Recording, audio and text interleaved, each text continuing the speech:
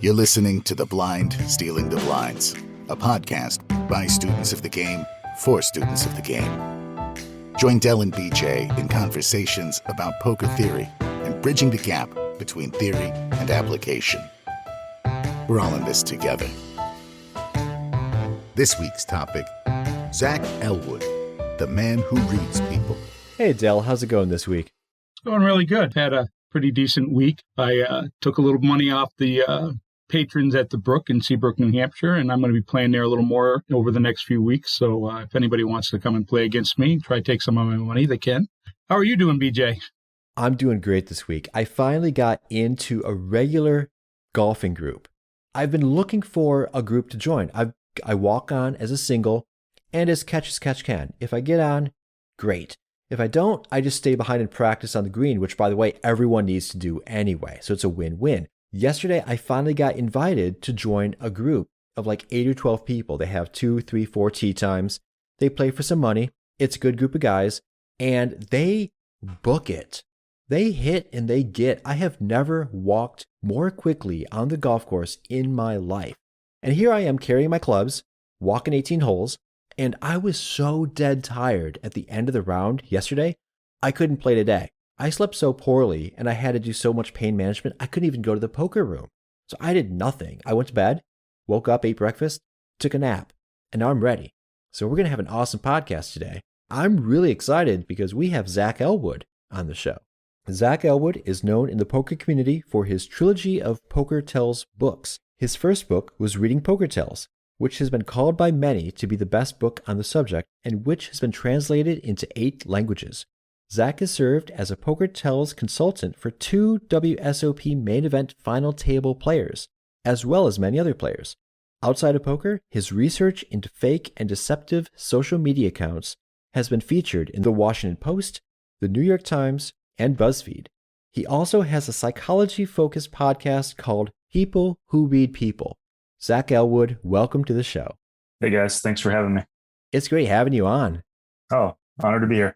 It really is awesome because when I think about it, when I first started to play poker, a lot of people don't want to really put the effort into learning mechanics. And I guess that I fell into that group too. And I wanted that secret of tells of what can give me an advantage at the table just by looking at my opponents. You know, when I started playing, the book that was the book to read at that time was Caro's Book of Tells. It has a lot of valuable information. You know, I don't want to say anything bad about it. It had a lot of valuable information, and it even had a system in it for trying to define other players' tells and tracking them. But it was very clunky, and it lacked, in my opinion, in explanation.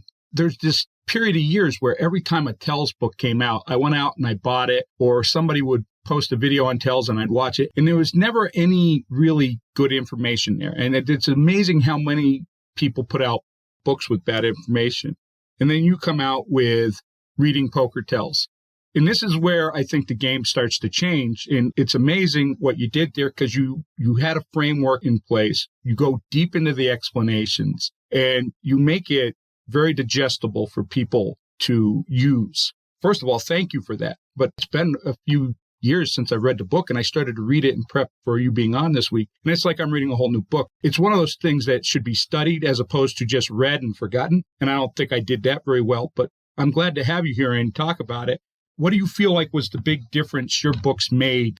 Yeah, I would say, when I wrote that book, it was like a pretty long thought process because I used to play for a living back in like the early poker boom days, right? I was playing for a living in like 2004 to 2007 timeframe. That's when I was doing it pretty much full time. During the poker boom, I was always thinking, well, somebody much more well-known than me is going to write a good book on tells because like you said, Caro's book is great. There's a reason it's a classic, but it's also, I think many people would say it doesn't have a lot of nuance and it's very simplistic. It focuses on like the most amateur players who have like the most easy to read tells. And I always thought there were things I saw and things I talked to other poker players about that I hadn't seen written about. And mainly it came down to a better structure, a better mental framework for how to think about tells and to like classify tells into, for example, post-bet tells are very different than a behavior that you see when somebody's waiting for somebody to act. There's just these different categories of tells where something might mean something completely different depending on the situation. Around like 2007, I was thinking well, I'd like to write a book because I just haven't seen these things out there. Like Joe Navarro had a book that was co-written with Helmuth, but I thought it was a very bad book for a few reasons. And then, years passed, and then I hadn't seen anybody do that work. And it wasn't like I thought I was a poker tells genius. It was just like, I was just surprised that I hadn't seen some stuff that I thought was kind of basic and relatively untalked about in a book form. That was what motivated me. And I finally got around to doing it, years later. It started in 2010 and got it out in 2012. And I was like, well, let's see how people respond to it. Because I don't know, maybe people will be like, this sucks. But then many people, amateur and professional level players, really liked it. So that encouraged me to do more. But I think what people responded to was, it wasn't even so much the specific behaviors, because I feel like a good amount of stuff in that first book, especially, it wasn't groundbreaking. The specific tells, some of it was new. But I feel like the thing that made a difference was just the way of thinking about the tells and putting them into these situational categories. Then that's what a lot of people told me they responded to in a better way of understanding how the situation impacts how the tells are displayed. Yeah. So another thing, the notion of how are we going to use those tells moving forward? And you said a lot of people said that you didn't go into that a lot. Well, you have exploiting poker tells, which does go into it. I mean, I don't think people even understand that you've written 3 books on this topic, correct? A lot of people don't know I have the other ones because the first one was so well known. The next 2, which I'm actually much more proud of, because it was I felt like I put more work or reached better understandings, especially after doing consultation for some pretty high level players and talking to them and stuff like that. I was able to synthesize that stuff into, I think, better explanations for things, and I reached better conclusions about things later. So yeah, those are actually, I actually recommend them more. I still think the first book is quality because it establishes kind of these frameworks of thinking about the situations. But and there's a reason I basically said, well, I'm pretty much done writing books on this, because I feel like I've said 95% of what I want to say without a lot more research or something. There's not much for me to say. I still work on the videos and some occasional blog posts and such, but I felt like the last 2 books really said a lot of what I have to say. Do you ever just chuckle when somebody says, well, you didn't tell me how to use these tells, and you say, there's a second book you can purchase? Yeah, well, I think there is more to say there. It's like, if I was going to, and one day I may do this, I might go back and include, in the last book, a better thing of well, when you sit down at the table, what are the specific things that you should be looking for that at least I find useful to look for initially, the priorities of things to look for. And we can talk a little bit about that practical stuff if you want. And one reason I didn't delve into it too much in the books is because I think it can vary so much depending on what your preferences are. Because I feel like I say in the books, it's how everyone uses tells or what they notice is a lot depending on their own preferences and how they parse information. So for example, some people really like to stare at other people at the table, and they're going to get different tells than I would get because of the way they interact with people. So there's a lot of things that depend on how you act at the table too, which is why I was even if I made a list of the way that I sit down at a table and the things I pay attention to first, I could do that. And I think it would be helpful, but it's also I kind of like the idea of giving people the room to explore and find their own things that they find useful. Because I feel like somebody like Phil Ivey, who's, I have no doubt, is much better reading people than I do. He probably has a completely different way of sitting down and taking some of the same kinds of information, but focusing on different things at different spots and things like that. There's definitely room to talk about the priorities of things to notice, but that's one reason I didn't delve into the details of do this and this and this when you sit down. I wanted to give people some of that freedom. One thing I really appreciate about that is, as a process guy, I like processes that speak to the way that I operate. If there's a process that speaks to the way my wife, who is a raving introvert, operates, it doesn't really work for me. And having a process helps me systematize my way of thinking for myself to get the biggest bang for the buck that I need to in that situation. You make it personal, is what I'm really trying to say. Mm-hmm. You take this pretty esoteric subject of behavior and distill it into the realm of poker, and distill it further into what works for you specifically as the player at the table. So I'm curious if there's anything in your research or your writing on this topic that surprised you. You came into it thinking you were going to find A, and you ended up finding Z. I'd say the biggest moment like that, and let me know if you do want to circle back to the things that I think are most valuable when you sit down? Because I think that is a big question. Oh, absolutely.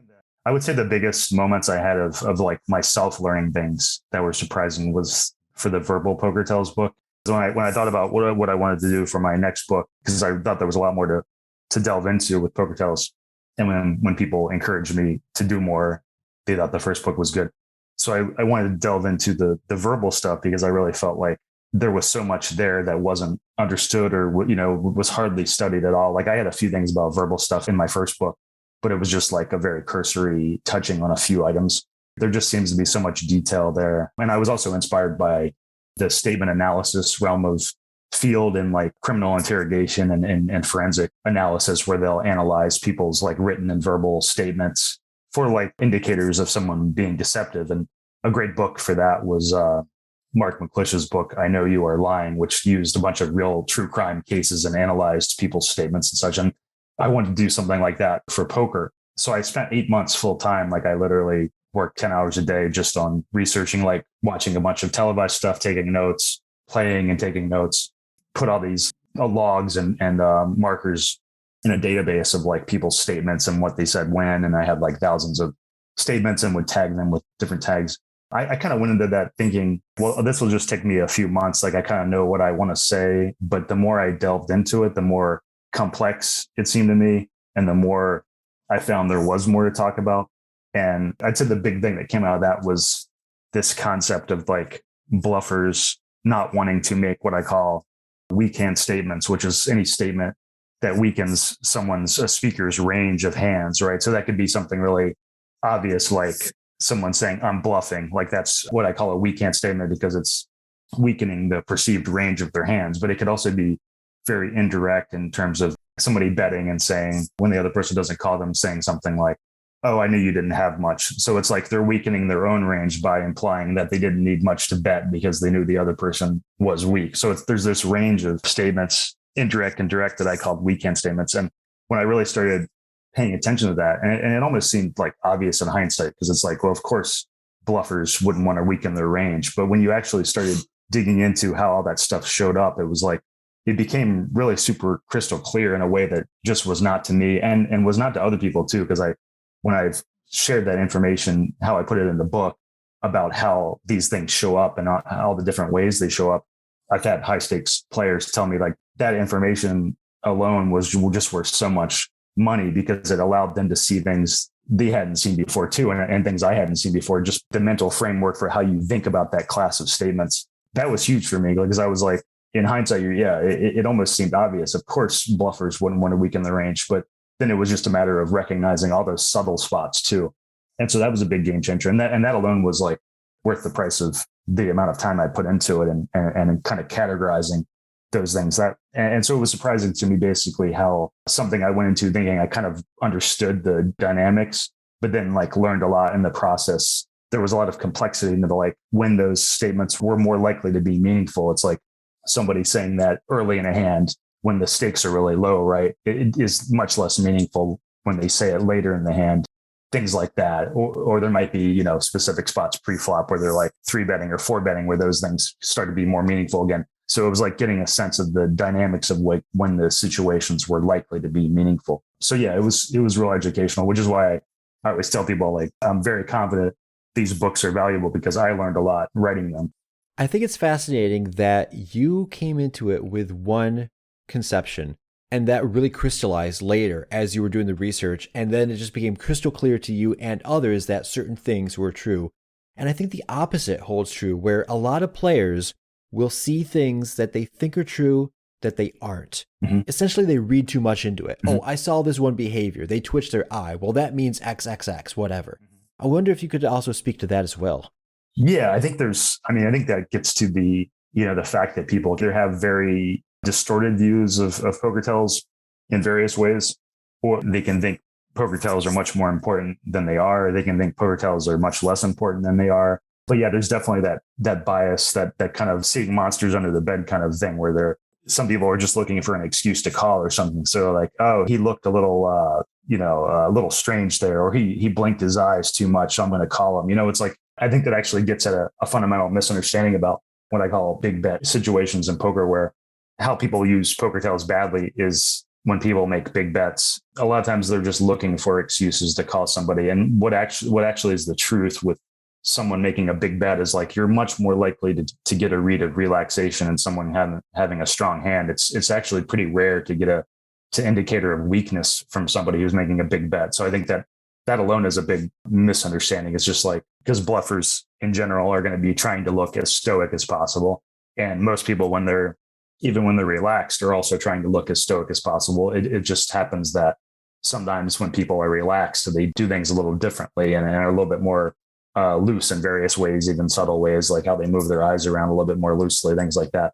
I think that gets into, the mistaken idea that people have that like, oh, I'm going to be able to spot these signs of anxiety from somebody making a big bet and use that to make a big call is just like a fundamental misunderstanding of how often those things happen.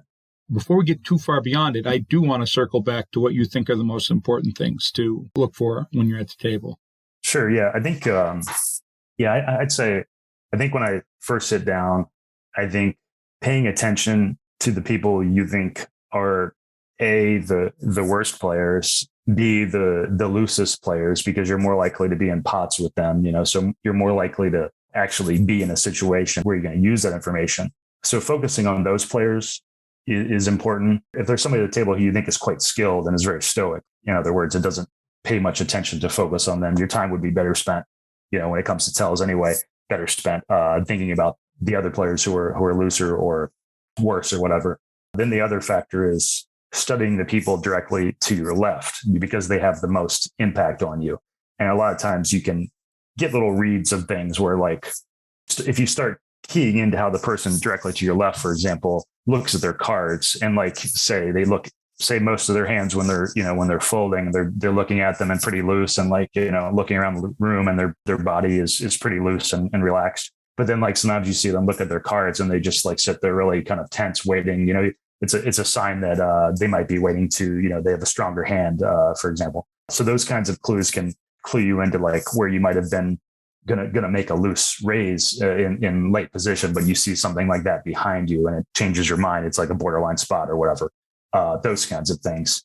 So I'd say that's why it's important to pay attention to the people to your left. If they're looser and not good, that's even more of a bonus. I'd say don't be afraid to keep notes on your phone. Nobody knows what notes you're keeping. I think sometimes people don't want to seem serious, which is a good thing. They don't want to seem too studious at the poker table, but I think you can be relaxed and joking around and just still keeping notes that nobody sees. And the kinds of things I would focus on the quicker side when I first sat down is when people make big bets, notice their eyes. Like what are their eyes doing? The tells related to eye contact and how loose their eyes move around and how much they blink are very important, because I think it's less examined, like people focus on like, oh, if they're staring at you, it means X or whatever. But I think they're within the eye movement, eye contact kind of stuff, there's a lot of subtlety that people just aren't aware of. So for example, like bluffers are more likely to, whether they look at their opponent or look at a table, they're more likely to not move their eyes around much. Whereas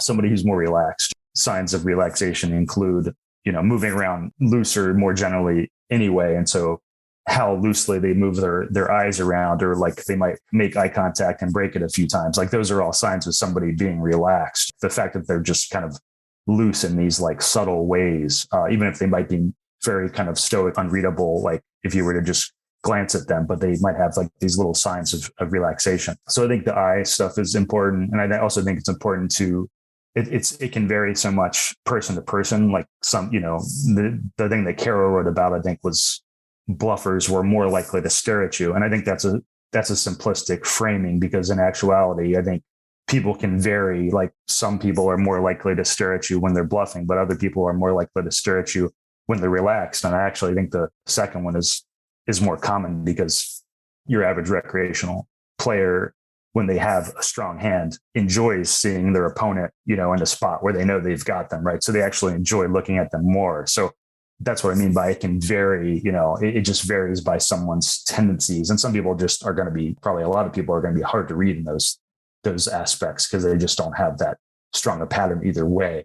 But I think those are the kinds of things it's really valuable to look for. Bet timing is huge. I think bet timing is really up there. Like, so if you if you're noticing, if you're just sitting down and noticing it's the river and somebody gets checked to and the guy bets immediately, start keying into like the players you've decided are worth studying that seem like they have variations in what they do, right? Like, so if somebody's like snap betting on the river, that alone will be a sign like, well, that's an interesting behavior. I'm going to study this person more than somebody who was like much more stoic and balanced in their behaviors. So the more you key into these kind of unusual imbalanced behaviors, like a person snap bets once, but then another time waits a whole minute or something, the more imbalanced they seem, the more likely it becomes that you're going to notice something interesting from them. So bet timing is huge. A big bet timing thing in a lot of cash games is like somebody raises pre-flop, another person 3-bets, and that first raise are just kind of snap calls. Like that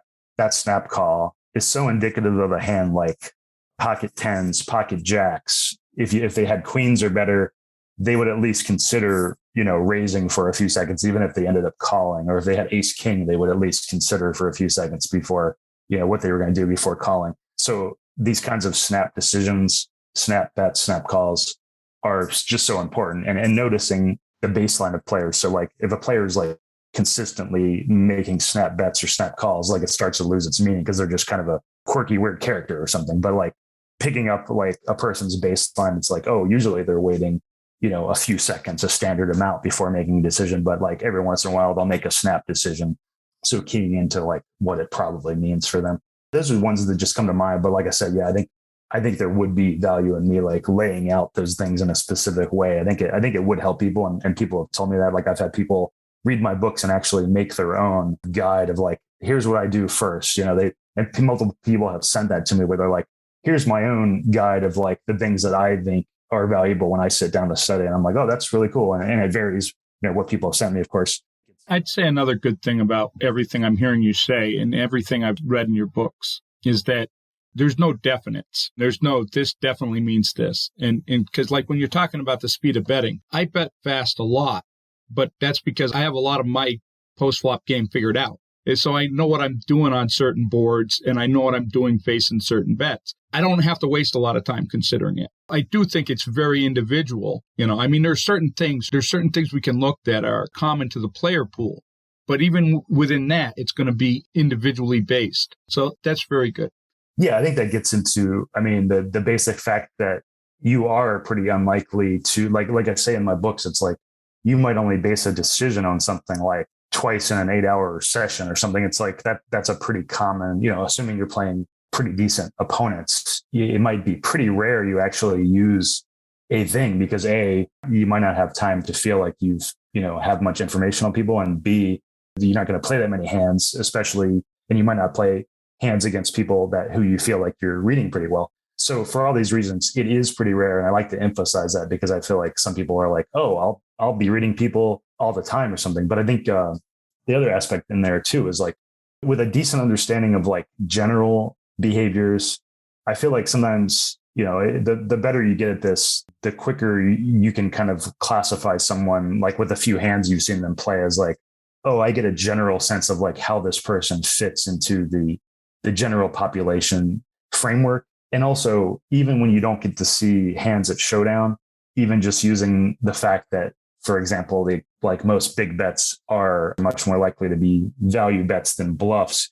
If you see someone only get into a few hands and have certain things that they do, you can kind of assume that a good amount of that was value bets, for example. This is just to say that sometimes, and so much of using tells is not exact anyway, and a lot of it is using it when you're kind of on the fence anyway. So it's kind of like, well, I get a sense that this general tell is probably, likely for this person because I've pegged them as, pretty recreational or whatever.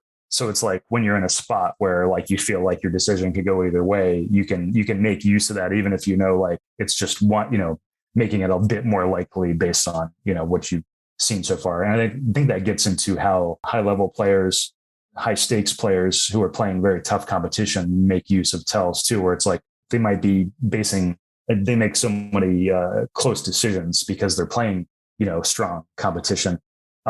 Even a little bit of behavioral information can go a long way because it's like, well, if I know this is even like, 55, 60% reliable, I believe it is, that's a long way in a spot where you're like, they've put me in a decision where like I should be kind of equal between calling and folding anyway with this range of hands or whatever. It should be difficult. Like it's natural that it's that you wouldn't be often basing decision on this stuff. I really appreciate how you were mentioning different ways we can approach it and things to look for and how to look for them, specifically using notes on your phone. I take notes on my phone for player profiles concerning like hands that came to showdown, what their ranges might be, how they might play loose, aggressive, whatever, but I have not yet figured out how to do it effectively for behavioral tells. And so I really appreciated the insights you gave me there. The one question I have is, because I'm likely to play so few hands in a live setting against any particular opponent in any given session, how many data points do I need to feel confident to pull the trigger? And I know that's going to be it depends, but how could I figure out what my it depends really is?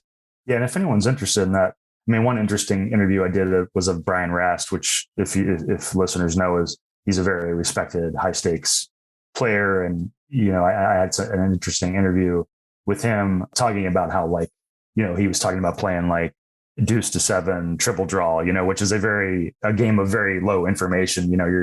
You're basing your decisions very quickly, a bunch of decisions on like spots where you just don't have that much information. You only know like how much they drew, and how much they bet or whatever, or if they bet or not. We're talking limit here, so it's if they bet or not. But I think, so he was talking about how like he thought tells and behavior played a big role in his game, even if he didn't even know the conscious decisions why he was basing things on, because he would make you make so many close decisions in those games, and he was like, well, if I just get a little inkling that someone's a little bit uncomfortable for whatever reason, it makes me more likely to call them or bet or whatever. Yeah, he was getting at that fact that the closer the decisions are, the more meaningful even like small pieces of information can be. Yeah, I mean that what that says to me is that you will never make up for poor mechanics with tells. In the modern poker era, you got people who are equally good in the mechanics of the game. And that's becoming easier and easier every day. There's more and more information out there. There's more training sites. There's so much information from solvers. You don't even have to have a solver to get that information, because people are pretty much posting that information out there for people to glean. And when everybody is equal at the table, which I know is a rarity, but I mean, like, if you got equally skilled players, that's when this is going to be really beneficial. That's going to give you a little edge over your competition, but it won't make up for poor mechanics. One of the things that's interesting about you, Zach, is the trajectory you've taken here since being a professional poker player. Then you write these books, then you're outing fake websites, and now you've moved on to the People Who Read People podcast. And I've been listening to that since the beginning. And lately that has turned into a lot of examination of the polarization of America. And first of all, I'm trying to find an excuse to talk you into letting me on that show someday. But I don't have the qualifications of all the people that you have on there. But it's fascinating and very interesting to me. And I want to give you an opportunity to share what you're doing there. I think I see it as good, positive work, because there's this extreme stuff that goes on in this country right now. That the interesting thing is, I know that we disagree on a bunch of stuff, but I know that you and I could sit down and have a respectful and nuanced conversation about it and be able to leave that having respect for each other. And that's a huge thing that I hear in your podcast, is that's something that our two super divided sides that we're dealing with don't have. Yeah, I think it's, I just kind of found myself randomly focusing on this. And it's like, once I started going down the rabbit hole, I was like, well, I must just keep going, because I think it is important. Like you're saying, it's like our inability to recognize that people have very different beliefs than us. And there can be understandable reasons and rational reasons for why they have those beliefs. And I think the thing that it gets down to for me is people don't, I think a lot of people just don't understand how common these dynamics are of polarization. It's like many other countries have gone through these things in the same dynamics that we're going through, just with different issues. Many other countries are currently going through these things. And there may be elements of modern life, like the fact that we're so, isolated from each other socially, and the fact that we spend so much time online. There may be these elements that are even amplifying it beyond like the fact that it's a natural dynamic. The thing that gets me is just so many people act as if they're fighting this good versus evil battle. But I think and people who have studied polarization would say that is the fundamental nature of how polarization affects us. Like we always feel, no matter what the issues are that a country is polarized around, so many people feel that they're fighting this good versus evil battle. And it's our anger, it's our visceral disgust at the other group that each side starts to have more and more that is the root cause of these things. It's not like we're angry just about these issues, and the issues are hugely important. I mean, the issues can be important, but at the root cause to me is like this visceral anger and disgust we have with each other, which boils up as like these issues become life and death because we feel we're fighting some good versus evil, battle. So to me, it's like understanding. The more we understand this root psychological, emotional cause of how these things play out, the more depolarizing and the less anger we have, because I think understanding that and seeing how the other side, the realities start to diverge, but like both sides have these things that they see as true, and it's completely understandable why that is. It's a natural process, and the more you can try to understand how those other people are seeing things, like how they see your side as the scary side, like that's important to do to me, to see, be able to see how your side is scary, for example. Like that's very important, and not many people obviously want to do that because they feel like doing that gives the other side points or means that the other side may be right. So there's many reasons why people don't want to do that. But that's what we're dealing with. We're dealing with that struggle of like people understandably don't want to do that because it makes them uncomfortable. It scares them for various reasons. And so we continue down the road of like more and more us versus them thinking. Yeah. I don't even know how to respond to that. That's a lot of information there. What I'll say is that I really enjoy it. This is not a political podcast, and I don't want to get too much into it other than to say that if you're listening now and you haven't listened to Zach's podcast, you should. It's got a lot of valuable information. I really enjoy it, and thank you for the work you're doing there. And thank you. Certainly we will put a link to that in our show notes. Thank you. That means a lot, for real, because I don't get that many people. I get a lot of hate from both sides, as you may have noticed, but so I don't get that many people thanking me, so I appreciate it. Well, if it helps any, Zach, I hate both sides.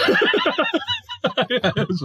Well, if anybody feels the same way, they'll definitely appreciate my podcast. BJ, do you have anything more for Zach? I find it fascinating that the trajectory you've taken in your poker career to this behavioral context going towards the polarization of society has direct implications to what Dell and I often preach on this podcast, that you can become better at life by becoming better at poker, and vice versa. The more that we incorporate behavioral tells into our game, the more that we connect with those people on an individual basis, the better we will be able to make those decisions where they might be on the cusp of call or fold or some big decision, but we can tip the scales in our favor because of those behaviors. We can also tip the scales in our favor for interpersonal relationships when we take the time to understand why they believe what they believe, and not necessarily try to convince them that we're right and they're wrong and we're good and they're evil, but really to understand each other. And by understanding each other, that's really how we grow as a society. And to Dell's point, you can hate both sides and still live in a world with both sides because you have that basis of understanding. Yeah, I just think, like you said about, I think there is something to poker making us better at life, because it just does get into so many strategies and thought processes that I think are valuable for life, like leaving aside the tells behavior stuff. Thank you, Zach, for joining us. Do you have any final words before we close out the show? It's been great having you on. Thank you all for talking to me, and it was nice meeting y'all. Yeah, take care. Thanks for joining me, Dell. It's been awesome as always. See you next week, BJ. And until next week, stick to the plan, and may all your variants be positive. This has been The Blind Stealing the Blinds, a podcast by students of the game for students of the game. If you haven't already done so, consider subscribing. And when you're not counting your chips, take a moment to leave the guys a review on Apple Podcasts or wherever you get yours.